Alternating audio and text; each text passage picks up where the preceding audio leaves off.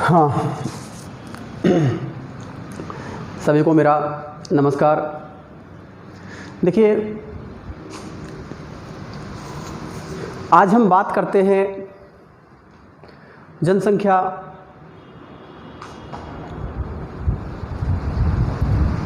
यानी कि एक शब्द हमारे दिमाग में आता है, ये जनसंख्या क्या है। पिछली क्लास में हम लोगों ने पारिस्थितिकी तंत्र के बारे में पढ़ा था और पारिस्थितिकी तंत्र के बाद आज हम जनसंख्या की बात करते हैं। देखिए, ये टॉपिक एक दूसरे से जुड़े हुए होते हैं, क्योंकि पारिस्थितिकी किसके लिए बनी थी। जब पारिस्थितिकी तंत्र मैंने पढ़ाया, इकोलॉजी सिस्टम आपके लिए पढ़ाया था, तो इकोलॉजी सिस्टम में मैंने आपको बताया था कि कोई भी काम होगा वो मानव को केंद्र बिंदु मानकर किया जाएगा। जब मानव को केंद्र बिंदु मानकर कोई काम किया जा रहा है तो निश्चित रूप से उसके बाद मानव का ही अध्ययन करना चाहिए। तो मानव का अध्ययन करने के लिए हम लोग सबसे पहले जनसंख्या की बात करते हैं, क्योंकि जनसंख्या मानव जनसंख्या का एक पार्ट है। तो जब जनसंख्या की बात करेंगे तो जनसंख्या में हम देखते हैं जनसंख्या, और एक शब्द आता है जनगणना। दोनों ही शब्द अलग हैं। सामान्य रूप में अगर एक हम विशेषज्ञों की बात करें तो इन दोनों ही शब्दों को बिल्कुल अलग मानते हैं। देखिए, थोड़ा सा अंतर बता देता हूं इनमें। जनसंख्या एक साध्य है, ये एक साधन है। Very good. यानी कि साध्य और साधन। जनसंख्या पर जनगणना होती है, ये एक साध्य है। इसको साधा जाता है किसके माध्यम से? जनगणना के माध्यम से। जब जनगणना इतनी इम्पोर्टेंट है और की जाती है तो एक जनसंख्या की करते हैं। तो जनसंख्या की एक परिभाषा हमारे सामने निकल के आती है, जैसे एक निश्चित स्थान पर निश्चित समय में उपस्थित व्यक्तियों की संख्या को जनसंख्या कहते हैं। देखिए, किसी निश्चित स्थान पर निश्चित समय में उपस्थित व्यक्तियों की संख्या को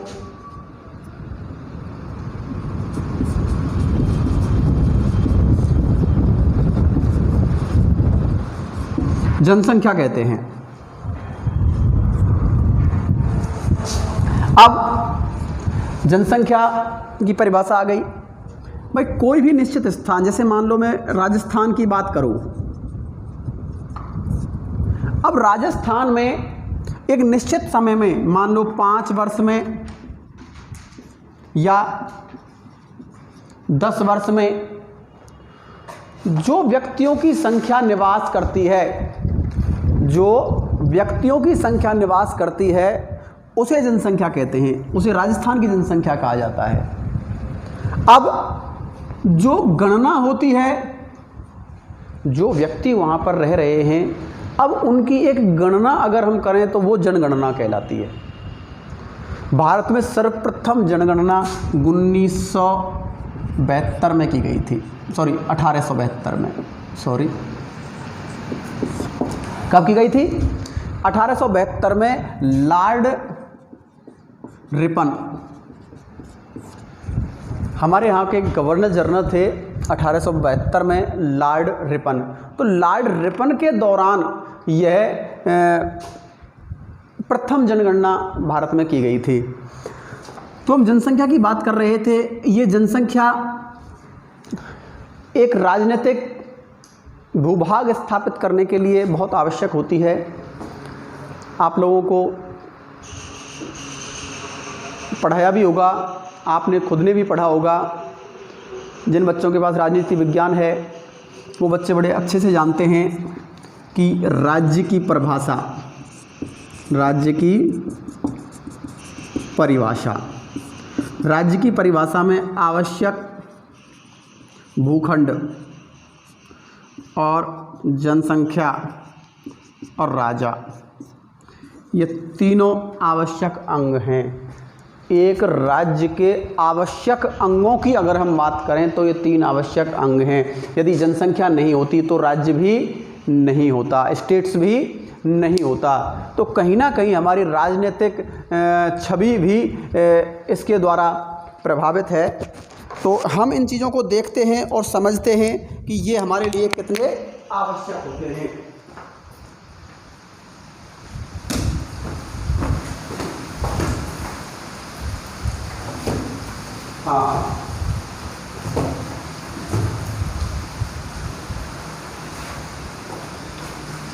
हाँ देखिए, बाहर बारिश आ गई थी, बुक्स रखी हुई थी। हाँ, तो ये हम जनसंख्या की बात कर रहे थे। तो जनसंख्या में हम देखते हैं, ये जनसंख्या के सिद्धांतों की बात करते हैं। जनसंख्या आखिर हुई क्यों बढ़ी इतनी जनसंख्या, आखिर क्या कारण थे इस जनसंख्या के बढ़ने के, तो वो चीज़ मैं आपको बताता हूँ। इसमें क्या होता है कि प्रारंभ में हमारे यहाँ पर एक समय था जब लोग परिवारवाद को बढ़ावा देते थे।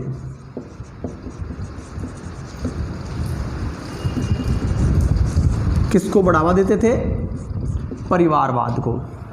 तो नंबर 1 सबसे पहला सिद्धांत हमारा यही बनता है, परिवारवाद, समाजवाद, जातिवाद। प्रारंभ में ये सारी चीज़ें हमारे समाज में इतनी बखूबी से निभाई जाती थी, इतना स्टैंडर्ड हुआ करता था इनका कि लोग बाग इनके लिए मर मिटने को तैयार हो जाया करते थे। तो इन परिवारवाद के हिसाब से लोग बागों ने जोड़ दिया कि हमारा परिवार बड़ा होना चाहिए, हमारा समाज बड़ा होना चाहिए, हमारी जाति बड़ी होनी चाहिए। तो इन चीज़ों के लिए लोग बागों ने प्रयास किया, तो जनसंख्या को बढ़ावा मिला। कुछ उस समय के दौर में हमारे यहाँ पर नीति नियम कानून भी इतने कठोर नहीं थे, इतने सुदृढ़ नहीं थे, तो हम लोगों ने इन चीज़ों को एक बढ़ावा दिया। उसके बाद दूसरा कारण आता है हमारे यहाँ पर इसी जनसंख्या के दौर में कि एक विचारक हुआ था कार्ल हूवर। कार्ल हूवर, इस कार्ल हूवर ने एक सिद्धांत दिया था, पूंजीवादियों का सिद्धांत।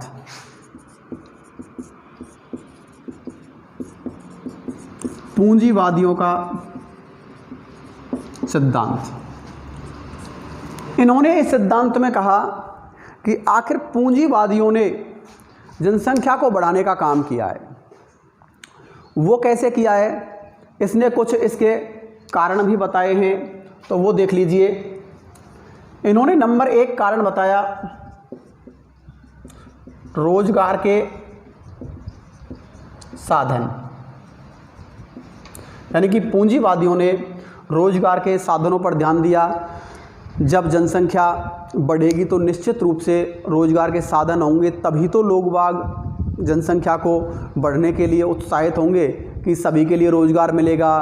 तो एक घर में मान लो 2 सदस्य हैं और मान लो एक को भी रोजगार नहीं है, तो उस घर की जनसंख्या कम होगी, और सबके पास रोजगार है और आगे भी रोजगार की उम्मीद होगी, तो निश्चित रूप से जनसंख्या बढ़ेगी। ये एक सिद्धांत है कार्ल हूवर का। कार्ल हूवर इस बात को कहता है कि पूंजीवादियों ने जनसंख्या को बढ़ाने का जोर दिया, बढ़ाने पर जोर दिया, क्योंकि जनसंख्या होगी तो निश्चित रूप से रोज़गार मिलेंगे तो उनको बढ़ावा मिलेगा, उनकी पूंजी बढ़ेगी, तो उन्होंने इस बात पर जोर दिया। नंबर दूसरा जो कारण निकल के आता है हमारा, वो है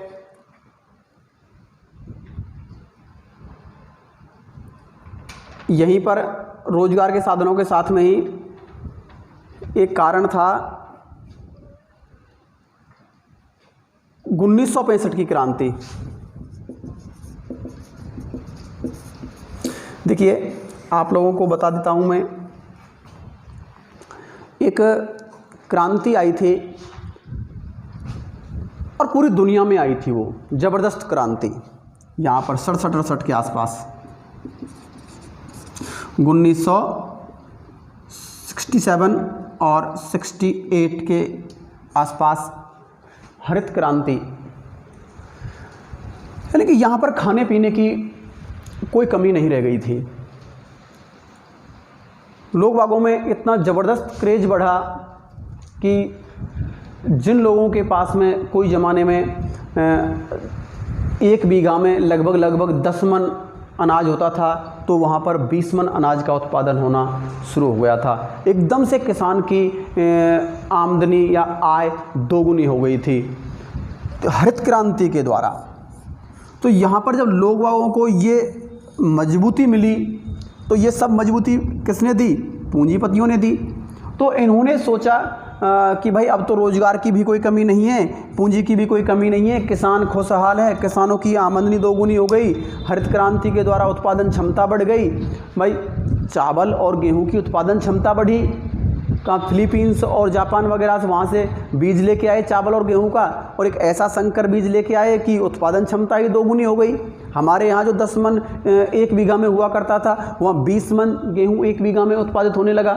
तो अपने आप में कहीं ना कहीं ये एक पूंजीपतियों की चाल थी और लोग बागों को आत्मनिर्भर बनाना था, और आत्मनिर्भर बनने के बाद लोग बागों में यही चीज़ उत्पन्न होगी कि जनसंख्या को बढ़ावा दें। तो कहीं ना कहीं हम लोग, देखो, विचारक बोलते हैं, विचारक कहते हैं इन चीज़ों को, कार्ल हुबर का मत था ये। तीसरी हम बात करते हैं, एक विचारक आया था रॉबर्टसन। इस रॉबर्टसन ने भी कई बात बताई इस जनसंख्या के लिए। इन्होंने कहा, नंबर 1, उत्पादन क्षमता बढ़ी, निश्चित रूप से उत्पादन क्षमता बढ़ी। नंबर 2, इन्होंने कहा आय के स्रोतों का विकास, आय के स्रोतों का विकास हुआ। रोजगार के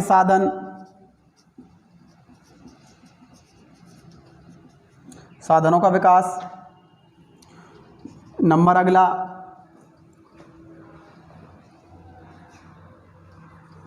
पर्यावरणीय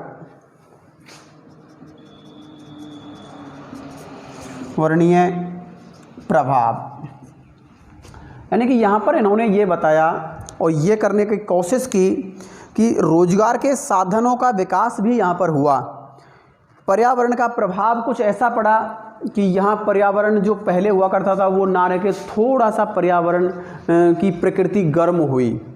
गर्म प्रवृत्ति में क्या होता है आप सबको एक बार बता देता हूँ।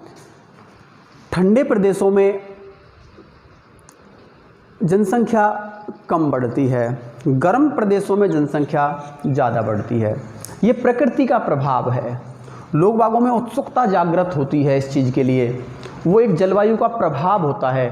तो निश्चित रूप से एक पर्यावरण का प्रभाव भी मानव जीवन पर यहाँ पड़ा और एक दौर आया लगभग 1980-81 का, 1980-81 का। इस दौरान जनसंख्या वृद्धि सर्वाधिक दर्ज की गई। जब भारत में हमने देखा इस चीज़ को, जनसंख्या ज़बरदस्त बढ़ रही है, तो अपने आप में एक देश में क्रांति आई इस जनसंख्या विस्फोट को रोकने के लिए। तो कहीं ना कहीं जहाँ हम जनसंख्या के सिद्धांतों की बात करते हैं और सिद्धांतों में हम इन चीज़ों को पढ़ते हैं, एक लास्ट कारक और है, यहाँ नीचे जगह नहीं है, मैं ऊपर लिखता हूँ।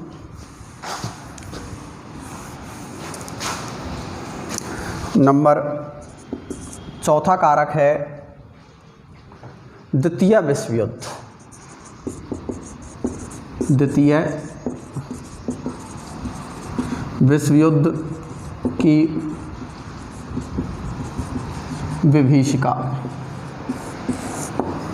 द्वितीय विश्व युद्ध का प्रभाव भी पड़ा। द्वितीय विश्व युद्ध समाप्त हुआ 1945 के आसपास। उसके बाद में दुनिया में सभी देशों में एक ऐसी क्रांति आई कि भाई जनसंख्या आवश्यक है। बड़े बड़े राजनीतिज्ञ लोगों ने इस चीज़ पर जोर दिया क्योंकि जनसंख्या के बिना कुछ नहीं है। क्योंकि बड़े बड़े देशों की बीच में जब वो एक धुरी राष्ट्र और मित्र राष्ट्र या जो भी एक देश थे आपस में जो युद्ध कर रहे थे, उन देशों के मध्य में जब युद्ध हुआ तो सेनाएं खाली हो गई, बहुत ज़्यादा जन धन की हानि हुई देशों को। तो वहाँ पर लोग बाग सेना में जाने को तैयार नहीं हुए। तो वहाँ के राजनीतिज्ञों लोगों ने बोला कि भाई सेना तो ज़रूरी है, एक देश के राष्ट्र की रक्षा के लिए सेना आवश्यक है। तो जब वहाँ पर इन चीज़ों पर जोर दिया गया कि निश्चित रूप से सेना ज़रूरी है, तो सेना ज़रूरी तभी सेना में तभी लोग बाग जा पाएंगे जब जनसंख्या ज़्यादा होगी। तो एक ऐसा क्रेज बन गया दुनिया में कि द्वितीय विश्व युद्ध के बाद जनसंख्या बढ़ने लगी। जब जनसंख्या बढ़ने लगी तो निश्चित रूप से हमारे घर परिवार और समाज में भी ये चीज़ देखने को मिली कि भाई ज़्यादा जनसंख्या होगी तो निश्चित रूप से भाई अच्छा क्रेज बनेगा, हमारा भी नाम होगा, गांव में परिवार का नाम होगा, दुनिया डरेगी हमसे। तो एक इस जनसंख्या का एक दूसरा रूप हमारे सामने आया। जनसंख्या को डराने के लिए और धमकाने के लिए हमारे पास ये जनसंख्या सामने आई। यानी कि हम अपने आप में देखो, कहीं ना कहीं ज़्यादा तो नहीं कह सकते हम, लेकिन कुछ जगह आज भी हम इस चीज़ को मानते हैं। गांव घर परिवार में हम शहर में देखते हैं कई जगह, तो ये चीज़ हमको देखने को मिलती है कि जहां परिवार में 5 लोग होंगे तो निश्चित रूप से उनका भय रहेगा। ये चीज़ें हम देखते हैं, सब लोग बोलते हैं, कहते भी हैं कि भाई उनके तो फलाने के इतने लोग हैं, इतने बेटे, अरे भाई वो उनसे तो भाई दूर रहना, पंगा मत लेना, बूढ़े बड़े भी कहते हैं। तो एक अपने आप में एक जनसंख्या का एक दूसरा क्रेज़ था वो, जबकि ऐसा कुछ नहीं है।